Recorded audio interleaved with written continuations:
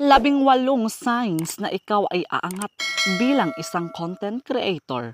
Una, lumilikha ng original content. May sarili kang tatak at boses na hindi ginagaya ang iba. Pangalawa, inaalam kung paano mag-improve. Patuloy kang nag-aaral ng editing, pagsasalita at scripting. Pangatlo, inaalam ang mga strategy. Kabisado mo ang mga tamang oras ng pag-upload at paggamit ng hashtags. Pang-apat, nag-o-observe hindi lang basta lumilikha. Pinag-aaralan mo ang mga nag-trend at kung ano ang gusto ng iyong audience. Panglima, sumusunod sa policy guidelines. Ligtas ang iyong content sa mga copyright strike at community guideline violations. Pang-anim, masipag at matyaga. Hindi ka sumusuko kahit mababa ang views sa simula. Pang-pito, may malinaw na niche. Nakapokus ka sa isang particular na paksa tulad ng pagluluto, gaming o pag-iipon. Pangwalo, consistent mag-upload. Regular kang naglalabas ng video kaya laging may inaabangan ang iyong viewers. Pang-siyam, nakikipag-ugnayan sa viewers. Sumasagot ka sa mga komento at nakikinig sa kanilang mga suggestion. Pang-sampu, marunong tumanggap ng kritisismo. Ginagamit mo ang mga puna para mas pagandahin ang iyong susunod na gawa.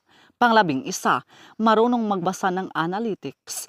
Tinitingnan mo ang data tulad ng watch time at retention para malaman kung ano ang epektibo. Pang-12, mataas ang pasensya sa technical na aspeto. Hindi ka nawawala ng pag-asa kapag nag-crash ang editing app o may sira sa mic. Pang-13, may malasakit sa kalidad.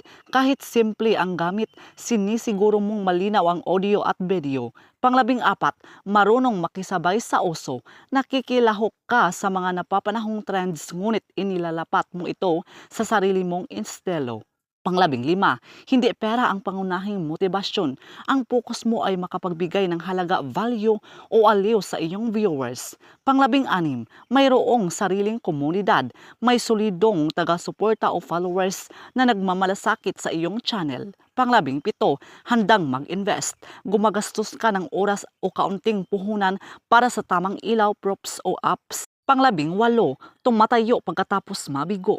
Kung may hindi nag-click na video, ginagawa mo itong aral para sa susunod mong proyekto. So yun lang po mga kaibigan. So please do subscribe and hit the notification bell para ma-update po kayo sa susunod na mga videos. Maraming salamat.